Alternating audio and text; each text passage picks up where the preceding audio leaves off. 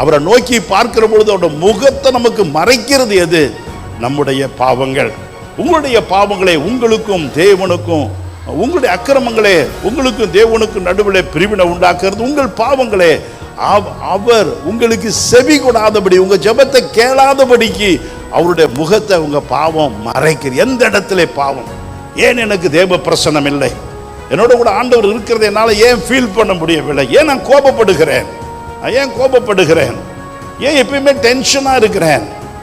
ஏன் கனிகள் என் வாழ்க்கையில் இல்லை? அன்பு, சந்தோஷம், சமாதானம், நீடிய பொறுமை, சாந்தம், விசுவாசம், விச்சடக்கம், விசுவாசம், இதெல்லாம் இதில் ஏன் என் வாழ்க்கையில் இல்லை? ஒரு ஆவிக்குரிய மனுஷனாய் மனுஷியாய் நான் ஏன் இல்லை? ஏன் இல்லை? அப்படியானால் எந்த இடத்துல தவறு, எந்த பாவம் ஆவியானவர் எனக்கு இந்த கனிகளை கொடுக்க கூடாதபடிக்கு தடை பண்ணுகிறது என்பதை கண்டுபிடித்தால் பிரியமானவர்களே அதை சரி செய்து விட முடியும்.